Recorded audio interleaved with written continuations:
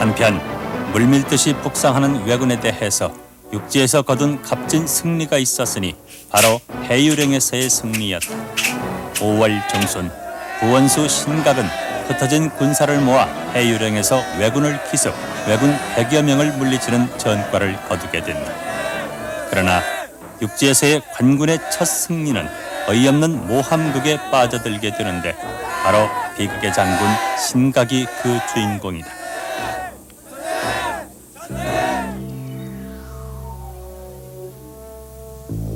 도원수 김명환. 한성과 한강의 수비를 맡았던 그는 한강 방어선이 무너지자 그대로 임진강으로 도주하게 된다.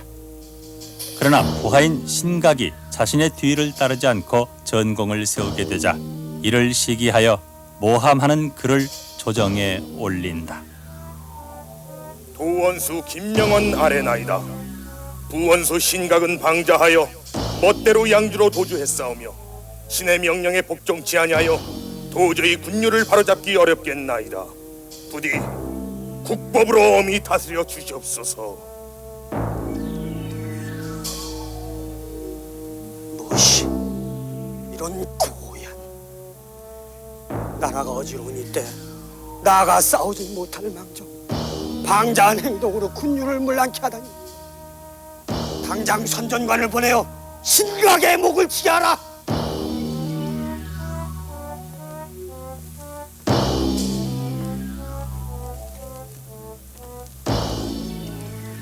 그러나 선전관이 떠난 직후 곧바로 해유령 전투의 승리를 알리는 신각의 장계와 함께 외병의 머리 70여 개가 올라오게 됩니다.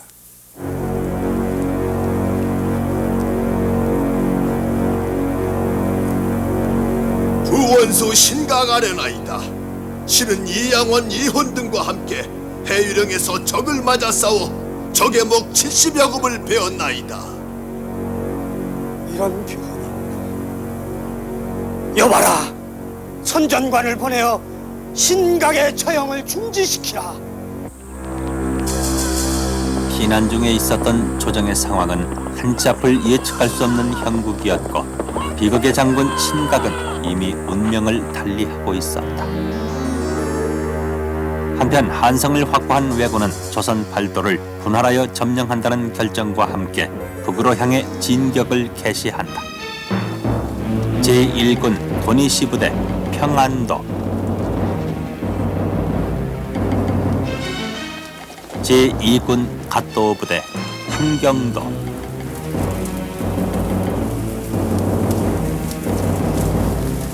제3군 구로다부대 황해도. 왜군의 북상이 계속되자 평양성의 선조는 백성들의 원망을 뒤로 한 채 다시 피난길에 오르게 된다. 선조는 당시의 참담한 심정을 다음과 같이 적고 있다. 나라는 갈팡질팡 어지러운데 충신으로 나서리 그 누구인고. 나라를 떠난 것은 큰 계획이 있음이니 회복은 그대들에게 달려있도다. 국경이라 달 아래 슬프게 울고 압록강 강바람에 아픈 이 가슴. 신하들아, 오늘을 겪고 나서도 그래도 동인서인 싸우려느냐. 한성을 점령하고도 해상에서 왜군이 이순신 함대에 연전연패한다는 소식에 도요토미는 どうしてもわしが直接朝鮮に渡らねばならぬな。今全羅道ではイ・スンシンという者が率いる部隊のため我々の軍隊の身動きが取れないというではないか。わしが直接朝鮮に行こう。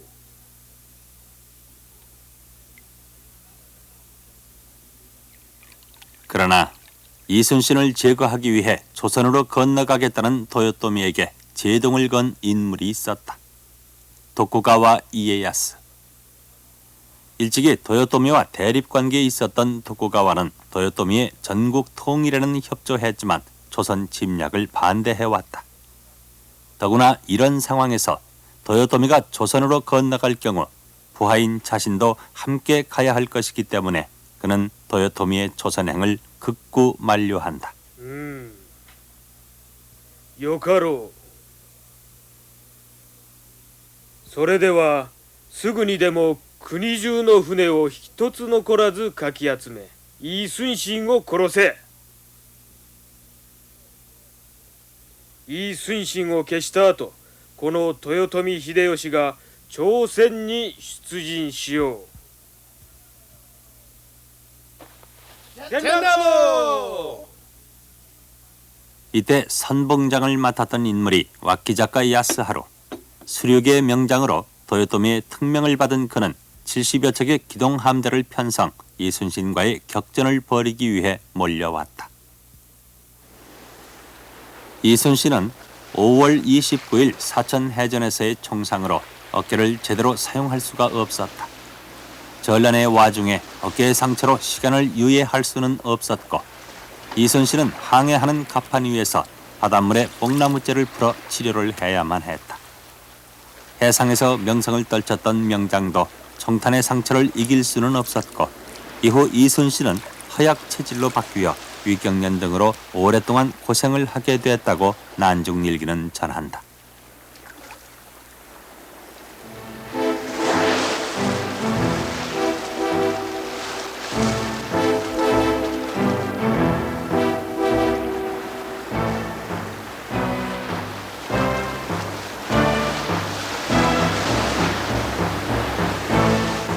총탄의 상처가 채 아물기도 전인 1592년 7월 외장 왁기작가 야스하루가 이끄는 외선단이 부산을 떠났다는 정보를 들은 이순신은 이역기 원군의 함대와 합세하여 56척의 대규모 연합함대를 형성하고 외선단이 정박해 있는 거제도 견내량을 향해 야간 항해를 감행한다.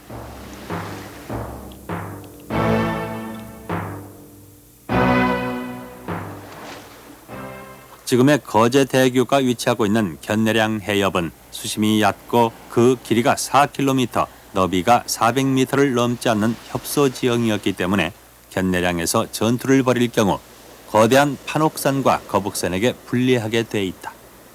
이에 조선 수군은 외선을 한산도의 넓은 바다로 유인하여 섬멸할 작전을 세웠다. 이순신은 먼저 전선 5척을 보내어 외선을 유인하도록 한다. 작전대로 외선은 견내량을 통과하여 전속력으로 추격. 유인하는 조선 함대와 쫓아오는 일본 함대, 숨가쁜 추격전이 전개되고 마침내 한산도 앞바다에 당도할 무렵 추격해오는 외선단을 바라보던 이순신은 다시 한번 명령을 내린다. 대터! 전속력으로 후퇴하라! 전선으로 후퇴! 약속한 지점에서 이순신 함대도 후퇴하기 시작한다. 수익객기 싫어!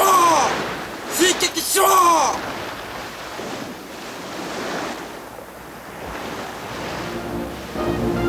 조선 수군이 후퇴하는 것으로 판단한 외장 왁기작가 야스하루의 명령과 함께 쫓고 쫓기는 추격은 계속된다.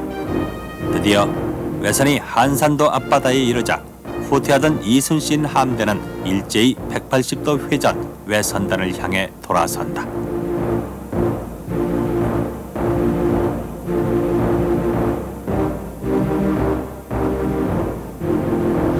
하객진을 벗어라!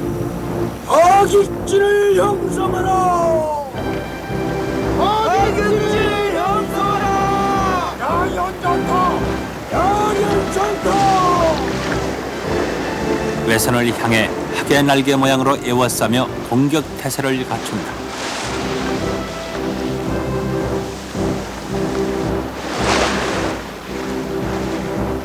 진격하라! 이번에는 미리 매복해 있던 원균과 이역기에 거북선을 앞세운 판옥선단이 모습을 드러내며 뒤쪽에서 외선단을 향해 나타난다.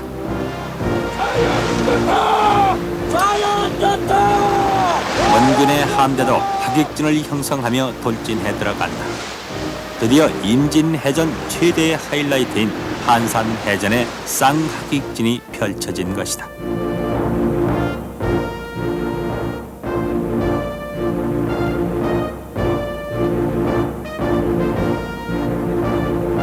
자용포 발사! 쏴! 천천히 발사!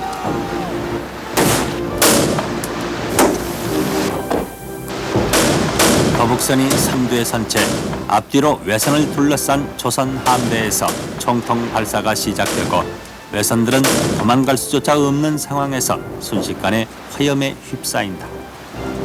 조선 함대는 이 한산 해전에서 세계 해전사의 길이 빛나는 쌍하객진 전법으로 천, 지, 현, 황포를 사면에서 발사하여 외선 59척을 격파하는 대승을 거두었다.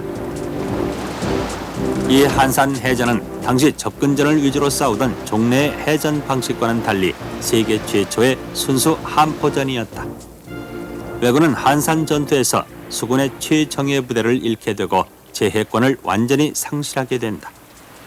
또한 애초 수로를 통해 전쟁 물자를 보급하려던 왜군의 수륙병진책은 이로써 완전히 좌절되고 도요토미 히데요시의 오만함도 한산해전의 패배로 꺾이게 된다.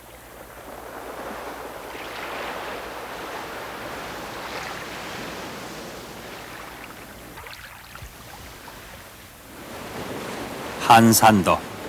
지금도 이곳 사람들은 한산도에는 두 개의 태양이 떠오른다고 자랑한다. 하나가 하늘의 태양이라면 다른 하나는 민족의 태양 이순신을 일컬음이다.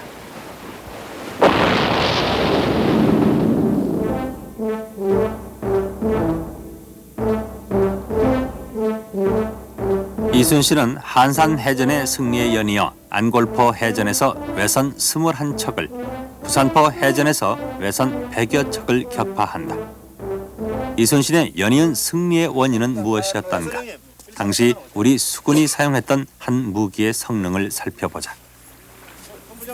이 차대전이라고 하는 이 무기는 꼭 현대의 로켓포 같이 생겼는데 이 무기의 성능은 사정거리가 2000m 이내, 그리고 이것의 성능은 바로 적 선단에 명중시켜 이 웃부분이 적 선단에 맞추고 들어가게 되면은 이 세 개의 날개가 적의 선단의 판자를 헤집고 들어가 분열을 시킵니다. 이 세 날개는 이것이 상공을 날 때 날개 역할을 하며, 그리고 맞췄을 때 구멍을 넓혀지면서 단번에 적의 선단을 박살내며 침몰을 시키는 역할을 합니다. 이 차대전의 특징은 폭약으로 장치돼 가지고 터지는 것이 아니라 바로 적 선단의 판자를 명중시켜서 분열을 시켜 그 즉시 침몰시킨다는 데 이 무기의 장점이 있습니다. 자, 그러면 실험 발사 장면을 보시겠습니다.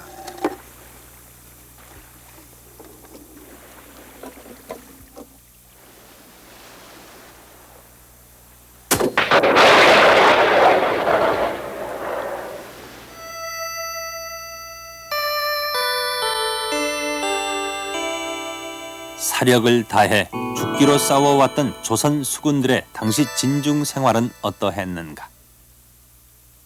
정정지. 오랜 출정 후 좌수영 본영으로 돌아오면 전군의 인원을 점검합니다. 일일이 사람들의 이름을 호명하고 출석부에 점을 찍으면 출석인 것이고 점이 찍히지 않은 곳은 출석지 않은 것을 뜻하는 것입니다. 그리고 이것은 출석을 확인하는 점고형 붓인데요. 아주 재밌게 생겼습니다. 먹이 이 안에 들어있고 이 작은 붓대 안에 각기 크기가 다른 세 가지 붓이 겹쳐서 들어있습니다. 용도별로 다르게 사용하는 것이죠. 그리고 유사시에는 야전에서 장수들이 지붕으로도 사용하는 다목적 기능의 붓대입니다. 그 당시에도 공휴일이 있었을까요? 그것은 본인들 부모님들 제삿날이거나 아니면 나라의 제삿날이 경우에는 쉬는 날이 되게 됩니다. 그때는 일이 없었거든요. 전투에 패배한 병사는 용서할 수 있어도 전함의 관리에 소홀한 병사는 절대 용서할 수 없다.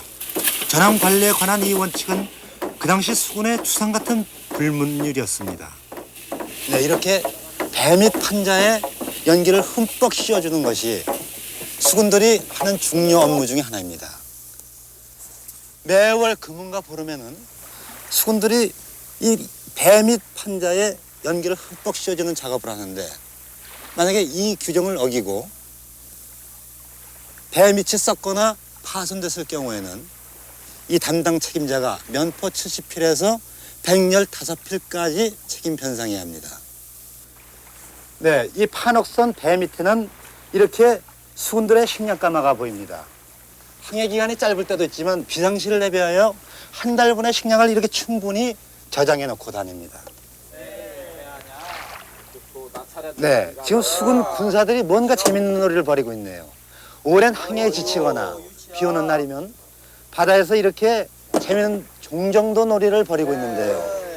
이 종정도 놀이라는 이렇게 큰 종이에 벼슬의 이름이나 또 품계를 적어놓고 요즘식으로 말하자면 일종의 윷놀이와 흡사합니다.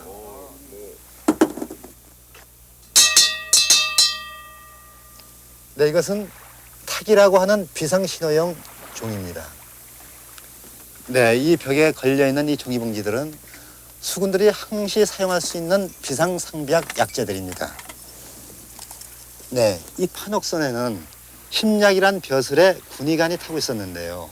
이것은 그 군의관이 비상 처방전을 기록해 놓은 수첩입니다.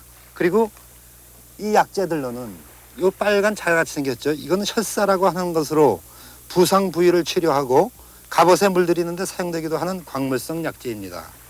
네, 그 옆에 약간 큰 자갈이죠. 그것은 기린갈이라는 약재로 지혈제이고요. 그 옆에 흰 것은 악회로 부상치료, 그리고 요 옆에 이것은 연화, 화상을 치료하고 총탄을 치료하는 데 사용합니다. 그리고 이 자연동이라 부르는 이 약재는 뼈가 부러진 데에 복용하는데 가늘게 빻아 가루를 물에 타서 마신다고 합니다. 자, 그럼 이 판옥선의 수군들은 식사를 어떻게 해결할까요? 전쟁이라고 해서 항상 싸움만 하는 것은 아닙니다. 강화 회담이 시작된 이후 밥을 먹거나 물을 들어갈 때는 서로 공격하지 않고 휴전을 한다고 합니다. 그 표시가 바로 저 노란 깃발이었죠.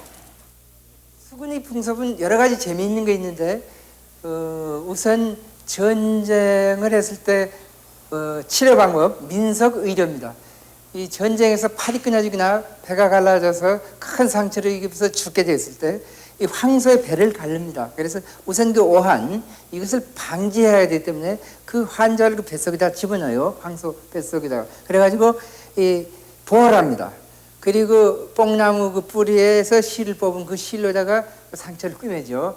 그래서 치료하는 그 방법이 있었고, 또 이런 얘기도 있습니다. 난중일기에 나오는 얘기인데 이 도둑을 잡았을 때 그 사람을 이마에다가 도적도자를 하문으로 그 새깁니다.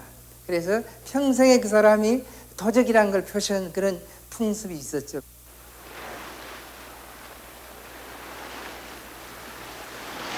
이 전란에는 관군과 의병들만이 대응했던 것은 아닙니다. 일반 주민들의 활약이 두드러졌는데 그 중에서도 특히 해안지방 주민들의 고안해낸 야죽불의 활약이 두드러졌다고 합니다. 야죽불이란 이런 함지박의 밑에 겨와 이런 집을 깔고 그 위에 생대나무를 놓는다고 합니다. 이 대나무에 불이 붙게 되면은 이 막힌 곳과 막힌 곳 사이에 과열이 되며 터지는데 터질 때 커다란 대포 소리를 낸다고 합니다. 그러면 자연적으로 왜군이 기겁을 해서 도망을 가게 되는데 이것은 우리 수군의 배 한 척에 해당하는 커다란 효과를 발휘한다고 합니다. 그러면 한번 불을 붙여보도록 하겠습니다.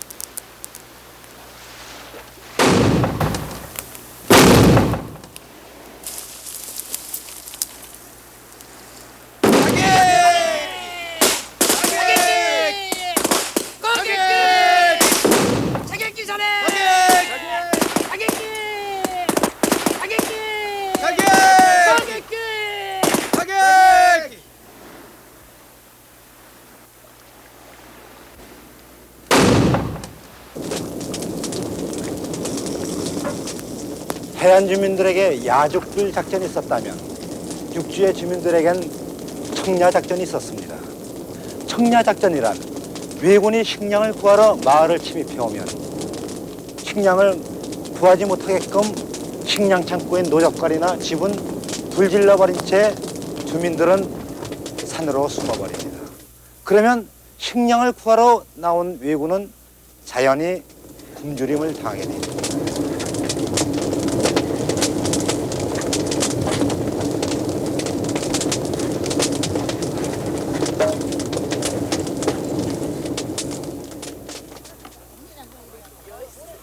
경기도 고양군.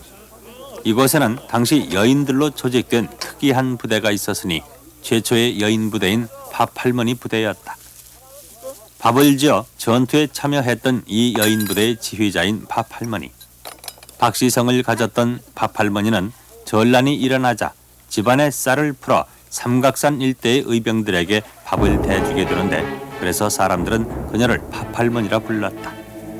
행조치마를 두르고 머리에는 흰 콧가를 쓴 밥할머니 부대는 전란 중 불량미 조달과 부상병 치료는 물론 직접 전투에 참가하는데 왜군을 교란시키는 봉화 횃불 작전이 바로 그것이다. 여인 부대가 횃불을 들고 다님으로써 마치 군사들이 산기슭을 이동하는 것처럼 위장, 왜군들을 교란시켰던 것이다. 지금도 경기도 고양군 일대에서 밥할머니는 무속화된 신으로 모셔지고 있다. 한편 1592년 12월 25일 명나라 제독 이여송이 이끄는 4만 대군이 평양성 수복을 위해 압록강을 건너오게 되고 전라는 새로운 국면으로 접어들게 된다.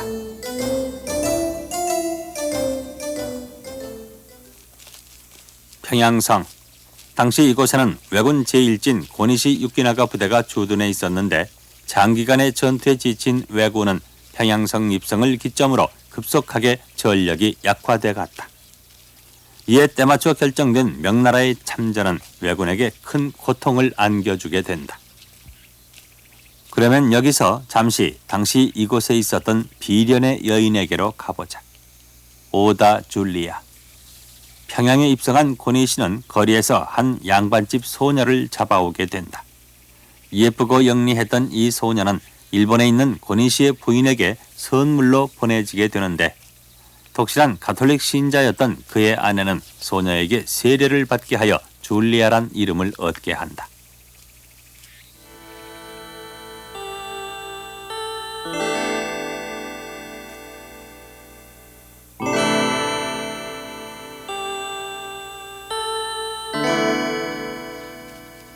유배의 땅, 비운의 이름 오다 줄리아. 전란은 끝이 나지만 줄리아에게는 전란의 끝이 없었다.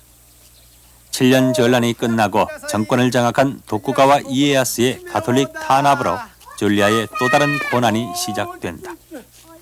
부모도 조국도 잃어버린 채 이국 땅에서 눈물로 세월을 엮어왔던 줄리아에게는 신앙이 곧 조국이었다. 결국 줄리아는 유배되어 왔던 땅에서 또다시 일본 최남단 절의 고도인 고스시마로 유배되게 된다.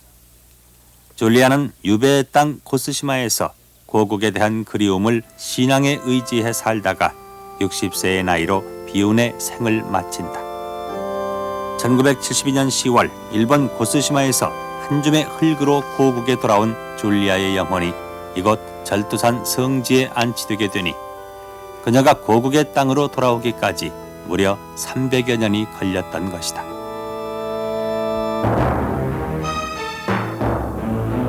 (1593년 1월 9일) 이여성이 이끄는 명군 4만여 명과 만여 명의 조선군은 평양성에 대한 총공격을 시작한다. 3일간에 걸친 전투 끝에 고니시 부대는 입성 7개월 만에 평양성을 빠져나와 후퇴길에 오르게 된다. 이 소식을 들은 왜군 총사령관 우키다 히데이에는 명군의 한성 입성을 막기 위해 팔도의 왜군들을 집결시키는 한편 벽제관 근처에 왜군 2만여 명을 매복시킨다. 그러나 이를 모른 채 서둘러 남진해오던 이여송 부대는 벽제관에서 매복해 있던 왜군들에게 크게 패하고 또 한 번 왜군에게 승리를 내주게 된다. 명나라 대군을 가볍게 물리친 뒤 승리의 기쁨에 젖어 있던 왜군은 조선의 권율이 행주산성에 진을 치고 있다는 소식을 듣게 된다.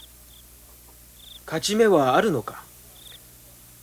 再び我々に立ち向かうことは羊の群れが虎を襲うと同じこと。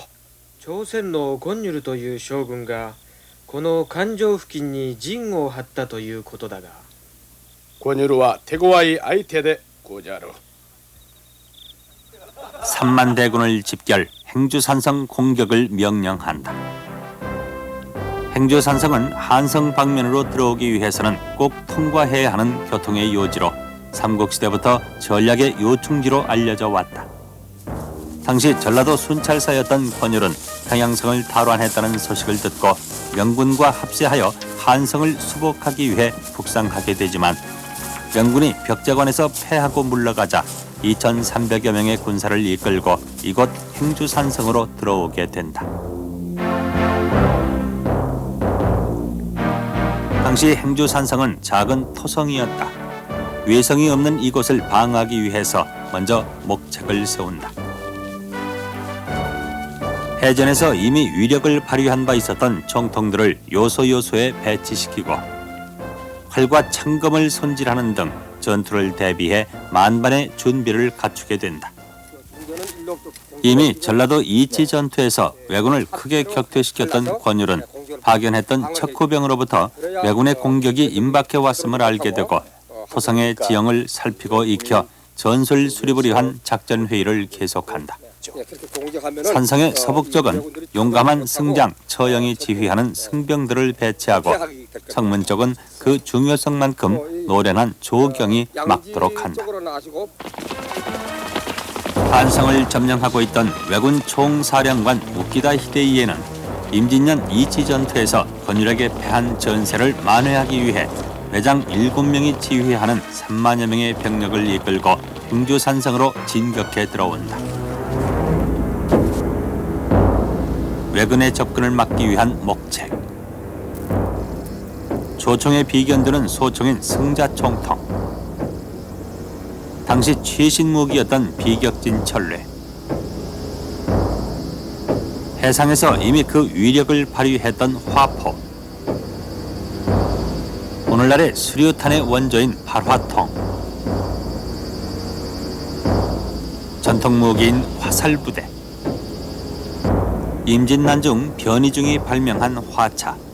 오늘날의 미사일에 해당되는 화차는 총통 50개를 설치, 한 총통당 4개의 화살을 장전하여 한 번 발사 시 200여 개의 화살이 동시에 발사되는 위력을 가진 무기다. 그리고 최루탄에 해당되는 마지막 비상무기 채주머니. 권율은 전라도에서 가지고 올라온 각종 무기를 요소요소에 배치시키고 결전의 순간을 기다리게 된다. 이 사람 유리 조그만 토성에 목책을 쌓아두고 눈앞에 수많은 적군을 맞이하게 되었다. 이제 조국의 운명을 이 일전으로 되겠고자 하나니 어찌 한 몸을 아껴 죽기를 두려워하랴. 이기고 지는 것은 사람의 흉중에 달려있고 나가고 들어가는 것은 결심치에 달려있나니 오직 죽기로서 나라의 후운에 보답하는 길밖에는 없도다. 나만은 감히 기요 공명을 수복론하랴. 천인일심으로 서로 죽기를 맹세코 싸우도록 하자. 우키다 히데이.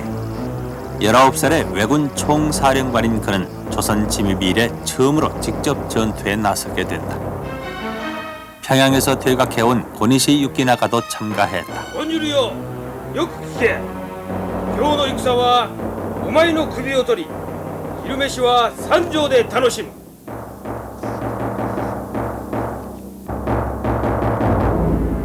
동서와 북쪽 3면이 모두 3만여 명의 왜군에 의해 산성은 포위됐고 조선군의 숫자보다 무려 13배가 넘는 왜군의 규모 앞에 전투가 개시되기도 전에 기세가 꺾일 상황이었다.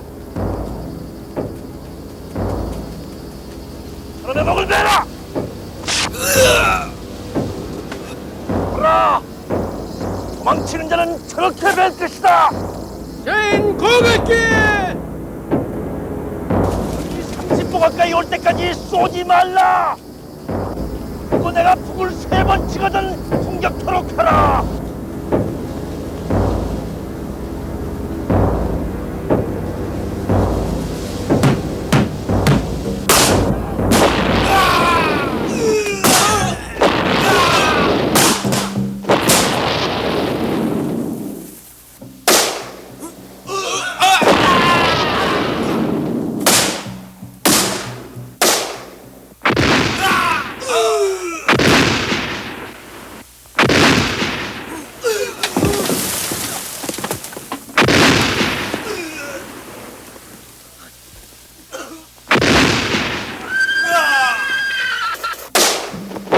군시 유키나가와 총사령관 우키다 히데이의 독전으로 왜군들은 시체를 넘어 산성을 향해 파상 공격을 감행해온다. 산성 위에서는 승자 총통이 연이어 발사되지만 인해 전술을 연상시키는 왜군은 일진이 무너지면 이진, 삼진이 조총을 발사하며 산성 주위로 접근해온다. 권율의 폭소리가 더욱 빨라지고 이번에는 신무기 8화 통일군장 그 위력을 발휘한다.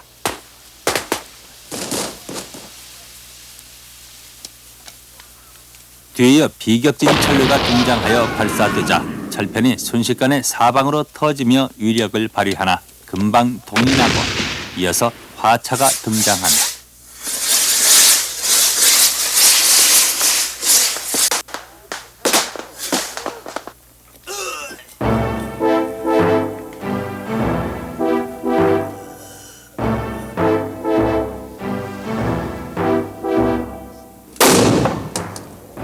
계속된 공격으로 화약이 통인하고 이제 남아있는 것은 화살뿐. 왜군도 조선군도 아무도 예기치 못하는 양상으로 전투는 전개돼 갔고 결국 왜군은 목책 가까이까지 접근, 짚을 이용하여 목책에 불을 지른다. 이에 권율은 동으로 만든 솥을 쓰고 다니며 병사들을 계속 독전하지만 조선군의 피해 또한 늘어만 간다. 목책은 불타기 시작하고 결국 조선군은 최후의 비상수단을 쓰게 된다. 바로 잿가루 작전.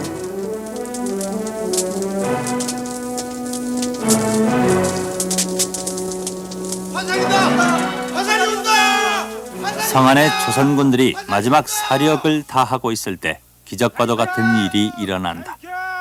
화살을 실은 지원부대가 도착하고 이를 본 왜군은 마침내 한성 방면으로 퇴각하게 된다. 새벽 6시부터 12시간 동안 계속된 이 전투로 조선군은 왜군 만여 명을 사상하고 700여 점의 무기를 노획하는 전과를 올린다.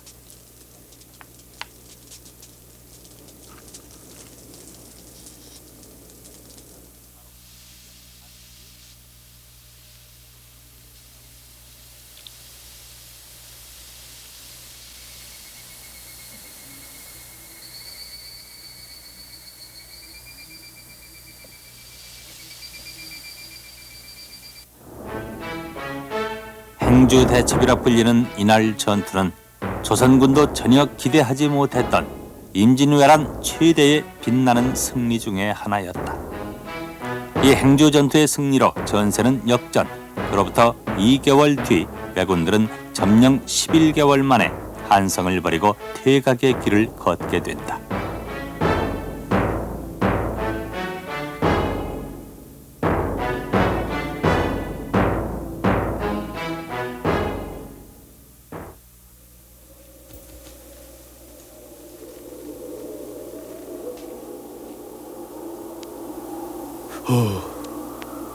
조센 노후이와 호렌이 시미루 호도 사무이. これがまた一つの敵だ。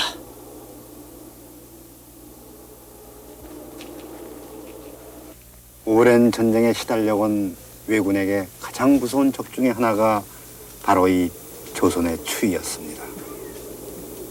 이 혹독한 조선의 추위는 패주해가는 왜군의 발과 온몸을 물러터지게 하는 등 동상에 대한 고통은 심각한 공포를 안겨주었습니다. 그리고 또 하나 가장 무서운 적은 바로 굶주림이었습니다.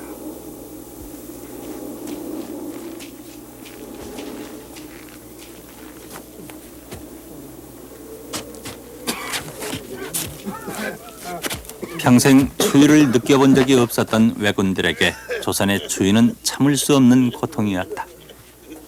일본 집신 와라지를 신은 발에서는 동상으로 썩은 발가락들이 하루아침에 뚝뚝 떨어져 나갔고 얼어붙은 손가락으로는 조총을 제대로 겨눌 수조차 없었다.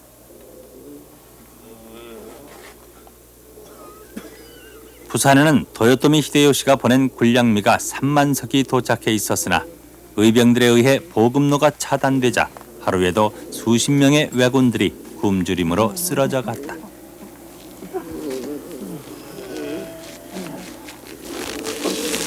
우물은 시체로 가득 차 있어 물조차 제대로 마실 수 없었고 흙과 눈으로 밥을 대신했다. 인간의 고통 중 가장 큰 고통은 외로움이고 외로움보다도 더 큰 고통은 굶주림이었다.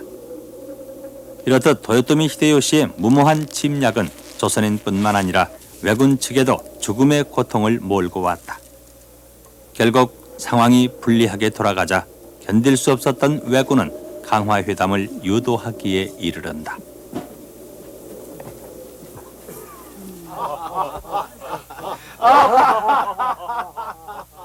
심유경, 중국 절강의 장사꾼 출신인 그는 전란이 나자 명나라 신종에게 조선에 들어가 사태를 수습하겠다는 글을 올린다.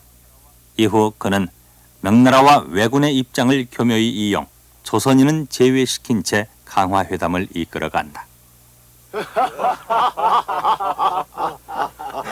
我们明军绝对不是后退的军队，可能的话，不使用武力之下结束这次战争。そうであれば条件がある。什么条件？捕虜になった朝鮮の王子は我々が引き取る。安全に引き上げた後お送りしよう。还有呢？我が国に民の子孫を送ってほしい。また朝鮮軍の追撃はないようにしてほしい。好，我答应。よし。 권희 씨, 그도 이렇게 겉으로는 웃고 있었지만 내심으론 불안했다. 일본은 이미 이 전쟁에서 패하고 있었던 것이다. 강화회담 결과 한성의 왜군은 전투 없이 퇴각하게 되고 이로써 전쟁은 오랜 휴전 상태로 빠지게 된다. 이에 조선군은 전열을 가다듬고 본격적인 반격 준비에 나서는데 그 대표적인 것이 바로 훈련 도감이었다.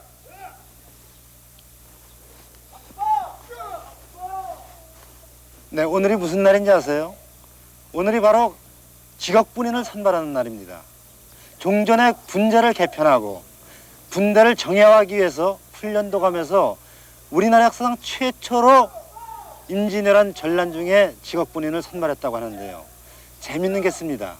그 당시 군인들의 한 달 월급이 얼마인 줄 아세요? 바로 좁쌀 2대가 되겠습니다. 자, 그러면 직업군인을 선발하는 현장으로 들어가 보겠습니다.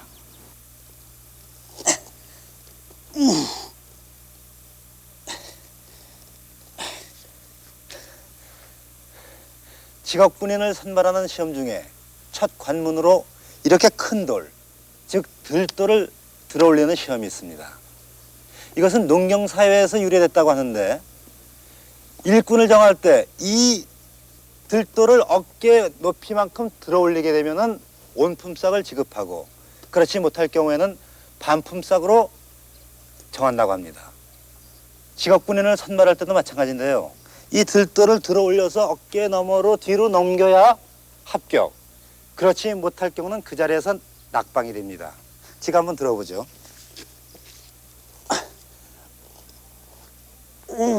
어우, 상당히 무겁네요. 낙방! 낙방! 임막다!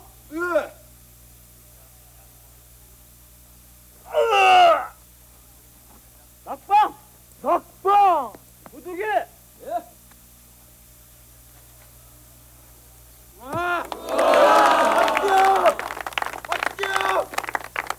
합격! 김학수! 임기자! 합격! 합격! 김학수! 낙방! 낙방! 이규! 낙방! 낙방! 낙방! 낙방! 그리고 제2차 관문으로는 이런 높이뛰기 시험이 있었다고 합니다. 지금은 쉬워 보이지만 그 당시에는 전쟁으로 인한 기근 때문에 체력이 약해져서 이 시험에 10명이 응시하면 그 중에 한두 명이 겨우 합격하는 아주 중요하고 어려운 시험이었다고 합니다. 조선이 전란 극복을 위한 재정비에 들어간 반면 수세에 몰린 도요토미 히데요시는 명과의 강화를 추진하는 한편 고니시에게 또 한 번 전격적인 명령을 내리게 된다. 젠라도 공격시로. 하이 텐가.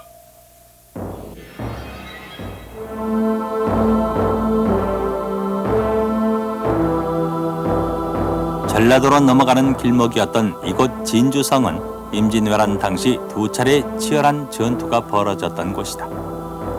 1592년 10월에 있었던 제1차 진주성 전투는 진주 목사 김시민과 민중들이 사흘 밤낮에 걸친 사투 끝에 승리를 거둠으로써 왜군의 전라도 침공을 저지한다. 그러나 1593년 6월 왜군은 1차 패배에 대한 안갚음으로 10만여 명의 병력으로 공격해옴으로써 결국 진주성은 함락되고 만다. 2차 진주성 전투가 끝나고 왜군이 촉성루에서 승리에 도취돼 있을 때 왜군의 간담을 서늘케 하는 사건이 발생하는데 그것은 바로 준원계의 의로운 죽음이다. 그럼 여기서 왜군의 승리의 기세를 꺾어놓았던 준원계의 일생을 더듬어 보자. 이곳은 주촌이라는 마을에 위치한 준원계님의 생가입니다.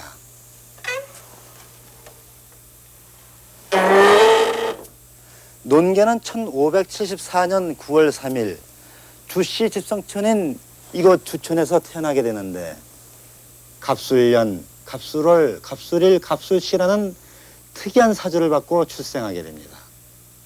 술은 개를 뜻하는 사주풀이로 개해, 개월, 개일, 개시에 태어난 어린아이는 개를 낳았다, 개를 놓았다라는 의미로 논계라는 이름이 붙여집니다. 논계는 어려서 아버지를 여의고 어머니와 함께 외삼촌 댁에서 성장하게 되는데 빚이 많은 외삼촌은 이웃마을 부잣집 백치 아들에게 혼처로 논계를 팔아넘기게 됩니다.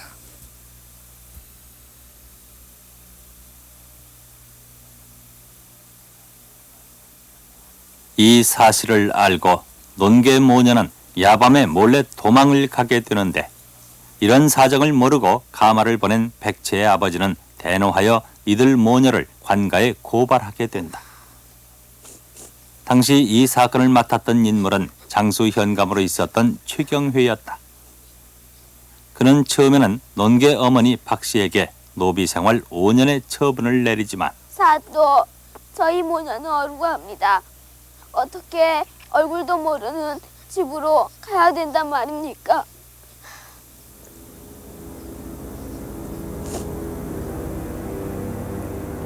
이들 모녀의 억울한 사정을 들은 최경회는 논계와 논계의 어머니 박씨 부인을 무죄 방면하게 된다. 이것이 인연이 돼 논계는 최경회 부인 나주 김씨의 시중을 들게 되는데 5일 병약하던 김씨가 죽게 되자 논계는 최경회에 첩이 된다. 그러나 제2차 진주성 전투에서 패한 최경회는 남강물에 몸을 던져 자살하게 된다. 마님이 가신 길을 소인도 따르겠사옵니다. 왜군들이 촉성로에서 승전잔치를 열고자 기생을 모집한다는 방을 본 논개는 기생으로 입적한 뒤 진주성으로 향하게 되는데 이때 논개의 나이 갓 20. 다시는 돌아오지 못할 길에 오르게 된 것이다.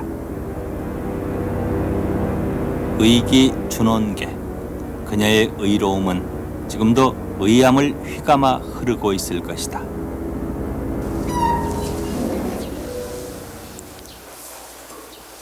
논개의 손에 죽음을 당한 외장 게아무라 로코스케는 적국의 여인의 손에 죽었다는 이유로 그동안 쭉 무덤이 없었는데 그 후 1974년 일본인들이 이곳 진주성에 흙을 가져다가 비로소 무덤을 만들어 주었다고 합니다. 이와는 반대로 일본의 구천을 떠돌던 조선의 원원들은 그 후 400년이 지나서야 한 줌의 영혼의 흙이 되어 우리 조선을 찾아오게 됩니다.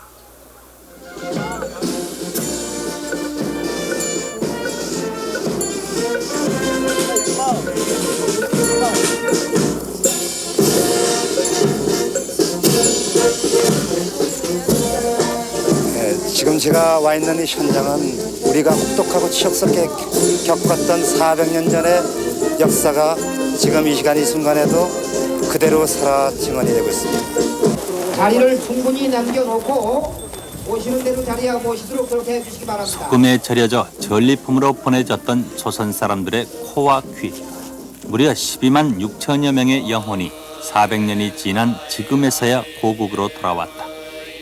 지금은 이렇듯 일본의 승려들이 자신들의 잘못을 사죄하고 있지만 400년 전에는 사정이 달랐다.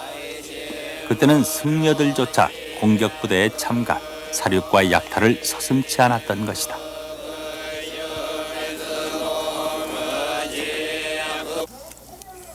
도요토미 히데요시에게 전과로 보고되기 위해 코와 귀만 잘린 채 일본으로 유배돼가 고국에 대한 그리움을 안고 구천을 떠돌던 영혼들.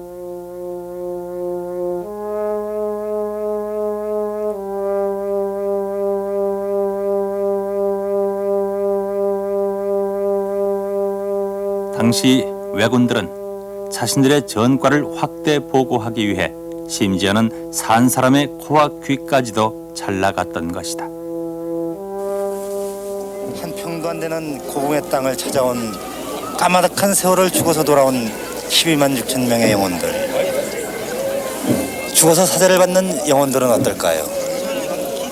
자, 임난의 현장으로 다시 가보겠습니다.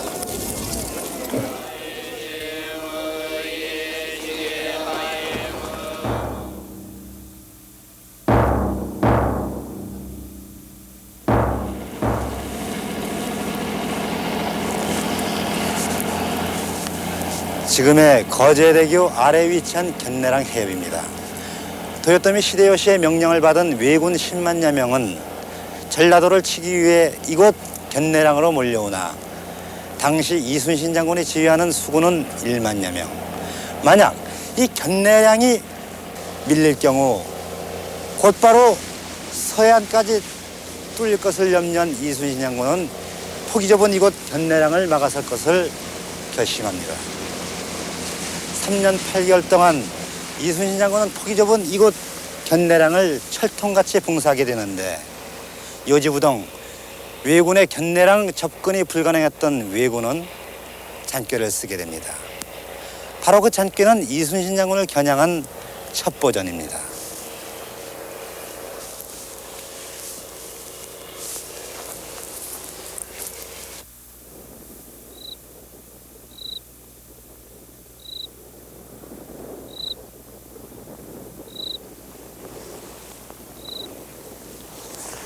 우리는 이순신 장군이 원균 장군에 의해 모함을 받는 것으로 알고 있습니다만 그러나 역사적 사실은 다릅니다.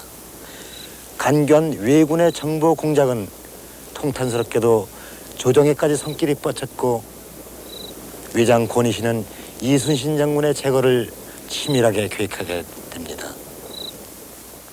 전쟁 중에 그것도 적군의 정보 공작에 의해서 이순신 장군은 직위 해제되고 드디어는 투호까지 되게 됩니다. 자, 그들의 간교한 정보 공작의 현장. 1591년 11월 강화회담이 결렬되자 왜군은 재침을 서두르고 이순신 제거를 위한 은밀한 공작을 벌인다. 그 주인공은 경상우병사 김응서와 친교가 있던 요시라와 고니시였다. 직기자이가 하루 김응선이 이때 갓도기어 마사가 입구 직교 시라세 모시 소노도키 자마오 수레바 이노치 나이모노と思えこのことを聞いた朝鮮朝廷はイ・スンシンに集中を促すだろうがイ・スンシンは絶対動かないだろう。そうなれば天罰を受け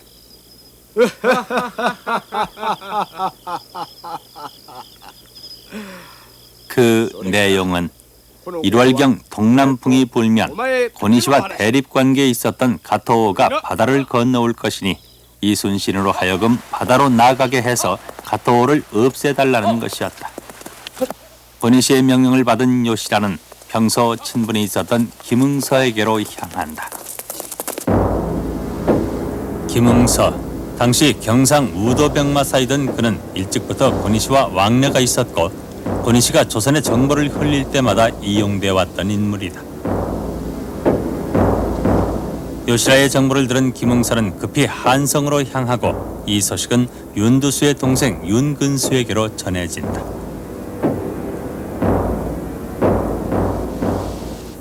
요시라의 정보가 전해지자 조정의 여론은 들끓게 된다. 해전을 모르고 병법을 모르는 조정에서 보기에 한산도에서 꼼짝하지 않고 있는 이순신의 태도는 이해할 수 없었다.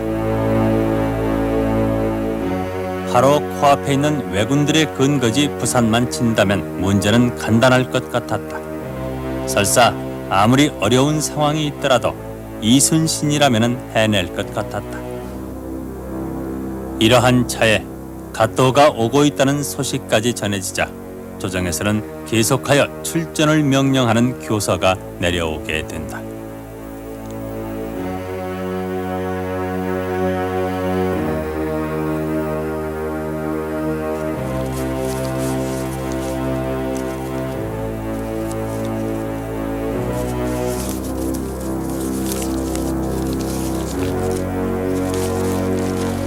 공제사 이순신 들으라. 일간 왜군이 다시 바다를 건너올 터이니 속히 수군을 출동시켜 이를 치고 부산 앞바다를 봉쇄토록 하라.